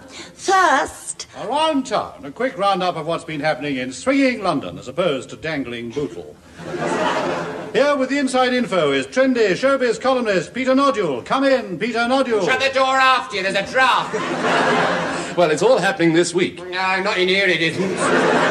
Yes, it's really popping all over town. Plead the headache. Hot news. Trendy trumpeter Herb Albert is in town staying at the Balls Pond Road Hilton with the Tijuana Brass. His only comment, we're just good friends. And on the sporting scene, Daphne Whiteside reports. At Wembley yesterday, the Dobby Royd-sponsored Horse of the Year show was won by Pamela Ormsby-Foot. Her horse came second. Finally, man on the spot, Brad Smallpiece, with news of current events. There have been no events this week concerning currents, with a possible exception of an incident concerning a Christmas pudding and a workhouse master. But there is, however, many exciting happenings to titillate the visitor. Porridge tasting in the Cripperson Pools, a torchlit display of ferret sexing at the White City, and Otto Klemper at the Albert Hall playing selections from the well-tampered liver sausage. But I myself personally would plump for the Aldershot Tattoo, which can be seen nightly on the arm of Lance Corporal Grutt at the Jolly Embalmer High Street Aldershot, and depicts two heraldic camels entwined and the motto, "Up the Liberals." Yes, well worth a visit, but here now to announce our next item is our own trendy announcer, Douglas Shh, you know who. Thank you. That was, of course, Kenneth Shh, you know what. Listen! No, don't! He's got no right to say that. He's only an announcer. Oh, take no notice. Take no notice, Doug. Don't let him throw you. No, you get on with it, Doug. Go on, gird up your loins. Well, they're not actually mine. I'm breaking them in for Kenneth Williams. I'll thank you not to bandy my loins about. I won't have me loins made a laughing stock. I'm not having me loins pilloried to make a Roman holiday. It's cheap and it's uncalled for. Especially when you consider my stature. Am I not part of Britain's great heritage?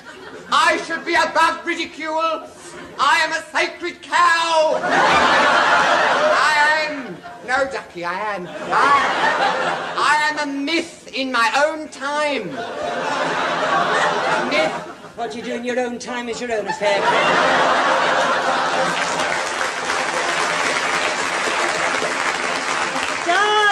Douglas, make the announcement. The Round the Horne Christmas Colour Supplement.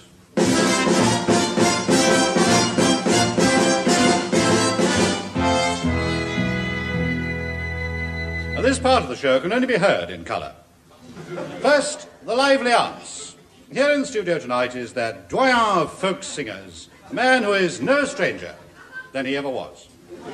Here he is, rambling Sid Rumpole. Oh, hello, me dearie-o. Sing Roomy Down and Spong a Twitty-o. For green grows the moss on my true love's core bangle. Have you tried scouring it with steel wool? I did, but it took the varnish off. Well, since I've been here last, I've been a-wandering over hill and dale, through bush, through briar, where the spotted curd wings low, or the bosky fields of grout and turf, and to where the high spume blows and the curlews grunge. Grunge? Yes, grunge. I didn't know curlews grunge. Oh, they do. You can't stop them. It's their diet. You'd grunge and all if you lived on a diet of seaweed and worms. Anyway, 'twas there, close by fabled Clacton, that I picked up this ditty. It is the Clacton Bogle Picker's Lament, sung by the itinerant lummock mongers of they parts, who hang about the foreshore, scroping their lummocks and munging them at passers-by. Which is one of the reasons why more people are going abroad than ever before. This lament is sung by an old lummock scroper and goes as follows. When I was 21, boys, me bogle did I plight, and many's the lummock I did scrope beneath the pale moonlight. Sing haul away me posset Meg, there's limpets on me dando. Now I am old and sere, me boys, me bogle silvered o'er. I cannot scrope me lummocks now, and me heart it is full sore. Sing pull away me posset Meg, there's barnacles on me dando. Now all you jolly sailor men who listen to my song, come plight your bogles while ye may, they don't stay fresh for long.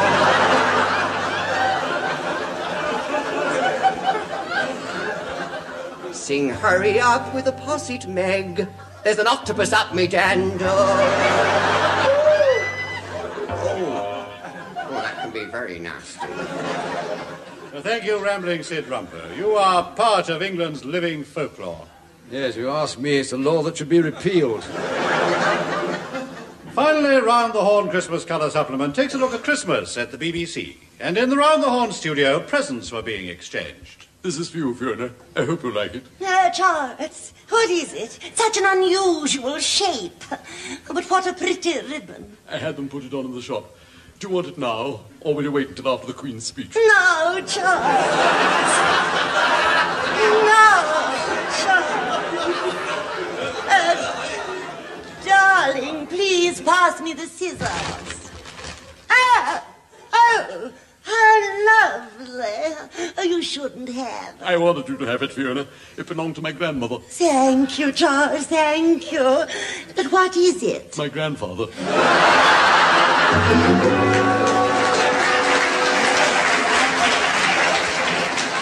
Meanwhile, other gifts are changing hands. Oh, Merry Christmas, Jewel. Merry Christmas, Sand.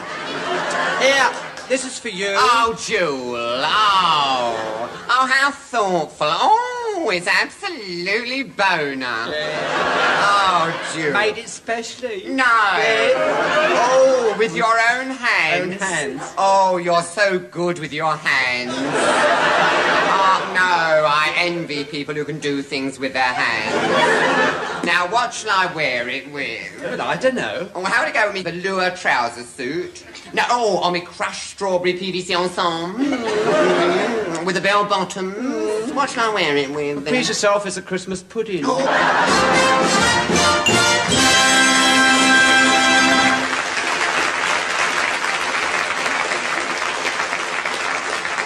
now it's time for the Fraser Hayes Four, a sort of gin-trapped family of singers.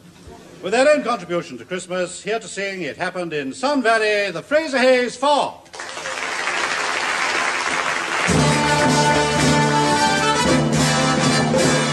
It happened in Sun Valley not so very long ago. There were sunbeams in the snow and a twinkle in your eye. I remember oh so clearly that you nearly passed me by. Then it happened in Sun Valley when you slipped and fell, and so did I.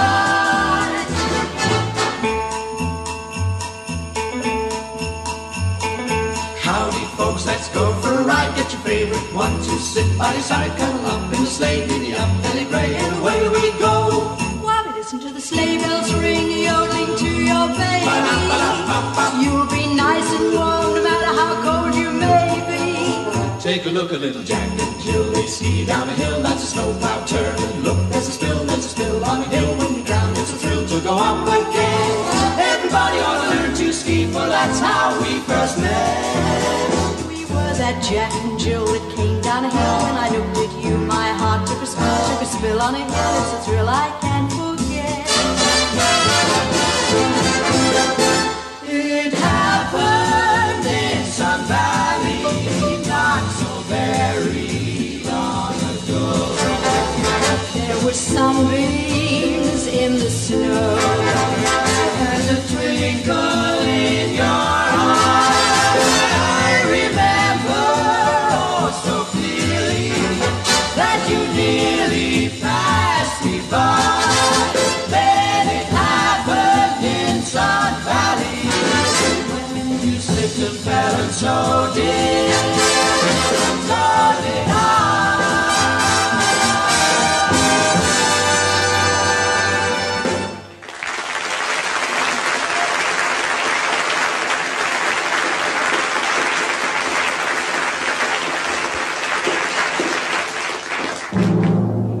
Ladies and gentlemen, it's...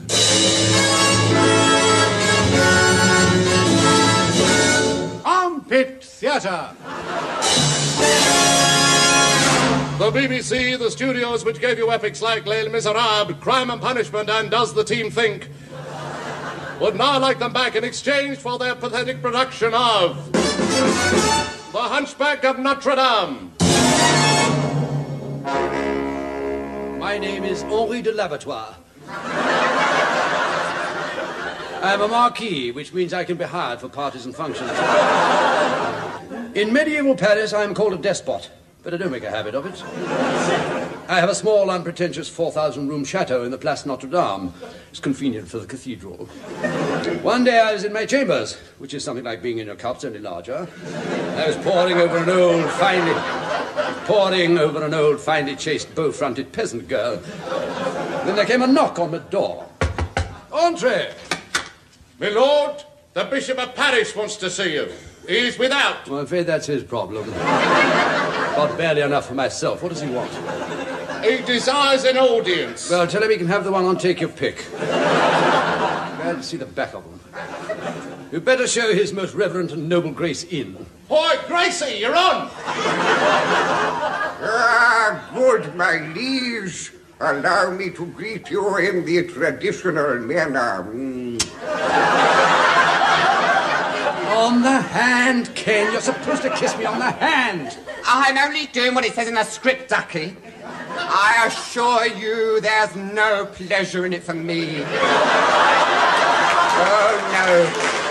Yes. Oh, Ducky, it's the writer's fault. If they can't be bothered to do a bit of historical research, I can't be held responsible. Good, my liege. No.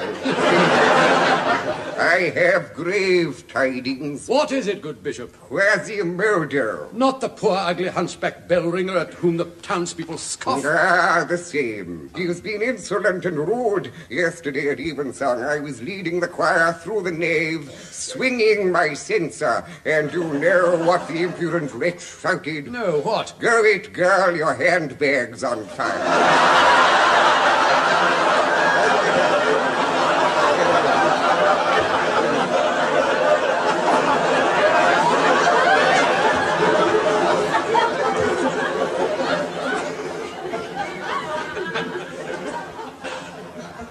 What did you do? What could I do, my liege? I gave him a mouthful of knuckles.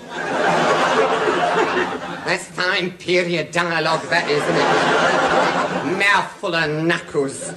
Ain't it marvellous? That's nice Polari for a medieval bishop, isn't it? See, these writers have got no sense of period. Anything outside of a 4L bar shrouded in mystery to them. You want Christopher Fry for a job like this? You know him that wrote the Polone's Not for Burning. Yes. No, he'd understand me, old Chris would. He could service me. I need servicing. How can I take a bishop without the proper servicing? Mouthful of knuckles. You couldn't get a bishop saying that. It's ludicrous. I mean, he'd be unfrocked, he would. Unfrocked he'd be. They'd have his frock off him in no time. Like that, wouldn't they? All right. Take out a mouthful of knuckles. What would you say in his place? I belted him one with my episcopal crook. Yes, much better. It has the right ecclesiastical nuance about it. Yes, where the murder must go. He's ugly, he smells, he's dirty, he has the evil eye. The rest of him doesn't sound much to write home about either. He is the devil's familiar. You know, I hate people better than that. He is a witch, and he ought to be burned. Well, this is a matter for the church. You, good bishop, must try Quasimodo. Try him? You must be joking, Ducky. Look, Ken, you're supposed to be playing my aide-de-camp. I'll thank you to give me a little more aid and a little less camp. Yes, I'm sorry I spoke. I bid you good day, my liege. And turning haughtily on his heel, he gathered his mini cassock about him and swept out of the room. I forgot about Quasimodo in the next few days. I had other matters on my mind. A troop of Spanish gypsies had come to town. Their caravans made a gay splash of colour in the square below my window, and at night all the townspeople would gather to hear their wild gypsy music and see their exotic gypsy dancing.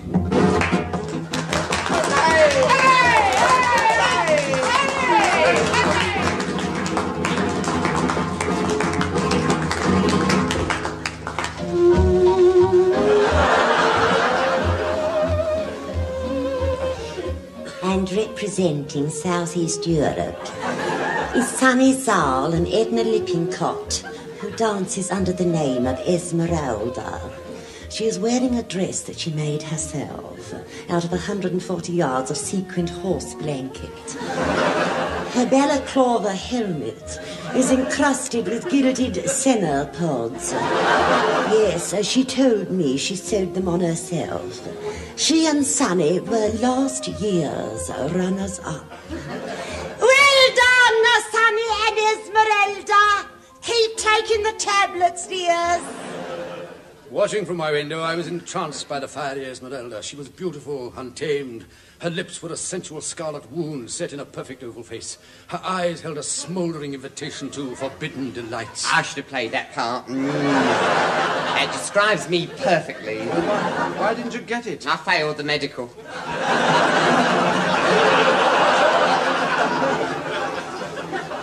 Meanwhile, back at the plot. One sight of Esmeralda set my pulses racing, my blood pounding and my corn throbbing. I sent my servant to bring her to me. Good, my liege, I've obeyed your command. I've got the Jippo Bodger outside.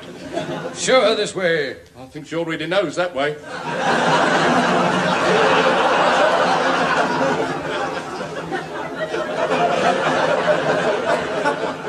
In here, Mrs. Woman. Ah, so you are the lovely Esmeralda whom all men desire. That's right, dearie. You want to buy some clothes, Peg? Perhaps we should have given the part to Kenneth Williams. Cross me palm with silver and beware the gypsy's curse. But that's not the kind of gypsy we had in mind, Betty. Oh, all Start right. again, from your entrance. Ah, Esmeralda! Si, senor. You wish to see me. Among other things, yes. I'm getting on in years. I admit I'm not handsome, but I can give you things you've never had, like a good bath. Come to my arms, my proud beauty. No. I am promised to another. I am betrothed to Sunny Zal, king of the gypsies. A fig for Sunny Zal. Oh, I'll give it to him when I see him. Come here, wench. Don't touch me, senor. I warn you. If you lay one finger on me, I shall kill you. I have a stiletto concealed in... Blast. I forgot to put him on this morning. Oh, Esmeralda, let me smother you with kisses. Yeah. Oh, I beg your pardon, not there. That trick with the light.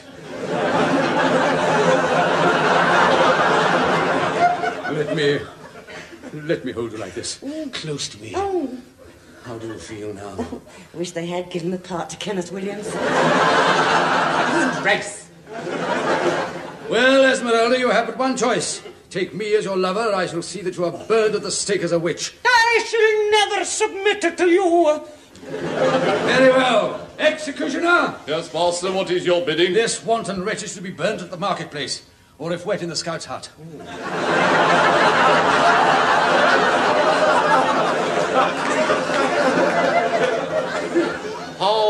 How do you want it done, master? Medium or rare? Oh, I'll leave it to you.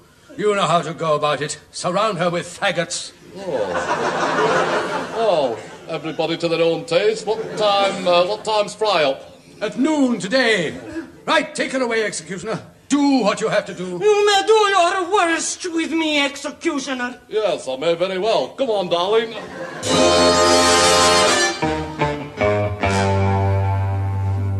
Meanwhile, in yet another part of the plot, other eyes were watching, or should I say other eye. It was Quasimodo. Enter Kenneth Williams with cushions stuffed up his jacket.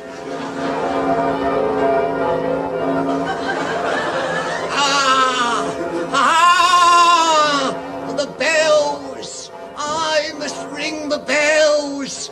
That's all I do from morn to night. Ring the bells! That's how my life is spent, but I love the sound of the bells. Yes, I do like a good ding-dong. Oh, woe is me! This burden I carry has been the cause of the trouble I'm in. Ken, you should have the cushions stuffed up the back of your jacket, not the front. You're giving people the wrong idea of the sort of trouble you're in. Oh, yes, I thought it was a bit odd. Now, where was I? Pity poor Quasimodo. Why am I so ugly? Why do people run away from me? Who would have my lot? What a lot I got.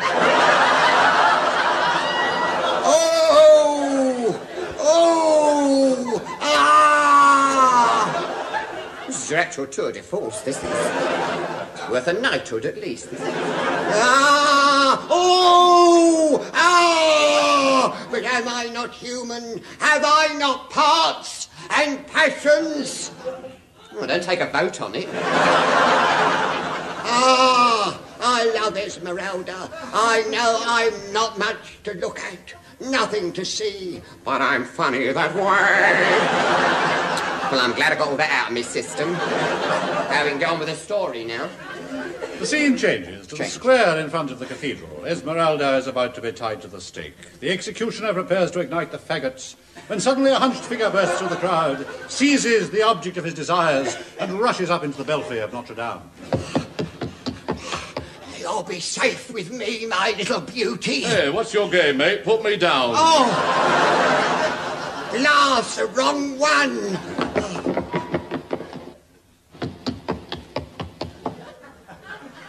Darling. Wrong again. Oh, beg pardon.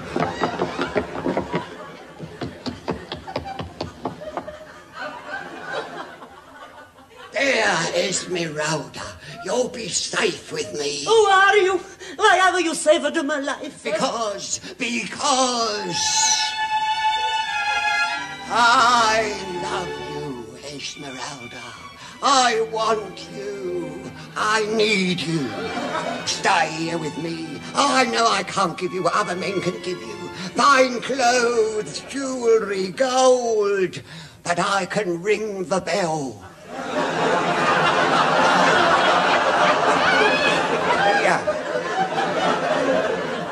What do you say?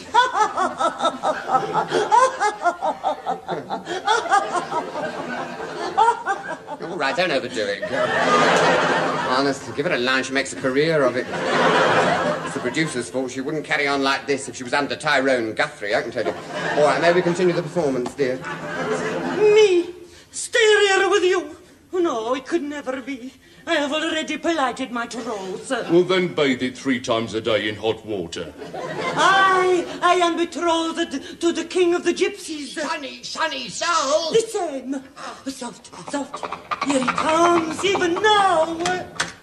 Esmeralda, I've found you at last already. Quick! We must fly from the mob. I've saddled these 2 thoroughbred Arabian hedgehogs who will carry us right through to safety and art seeds at the end of the rainbow. Come, my beloved, my life, to far Tuscany, hard by leafy Whitechapel. Go with him, my child. Alone. Poor Quasimodo's left alone up the belfry. All I've got is me bells. Oh, is that how I'm destined to end my life? Just an old, lonely campanologist. Hello? What's that? Ah, the mob. They're down there in the square.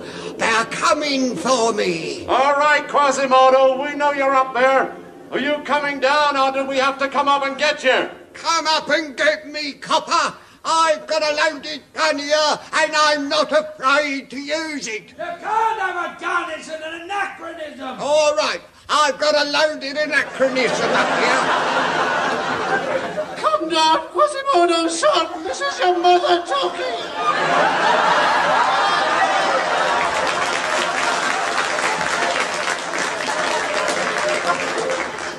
Mother?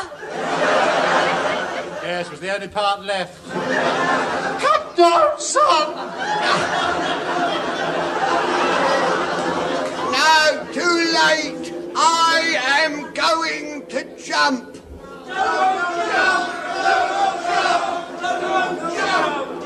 Oh, all right, if you insist. Instead, I shall waft you round the world on a magic carpet of melody. My song goes round the world.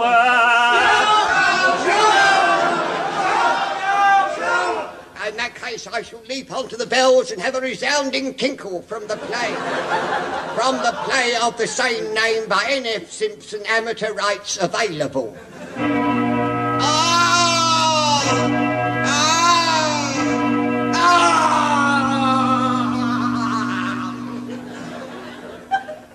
Don't look, Esmeralda. It's not a pretty sight. Don't look. Why? He's been crushed by the giant clappers.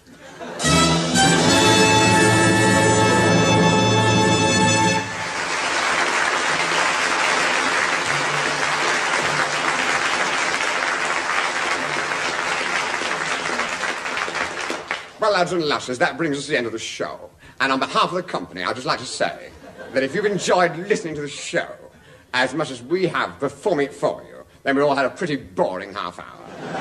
Thank you, and good night, Macclesfield. Good night.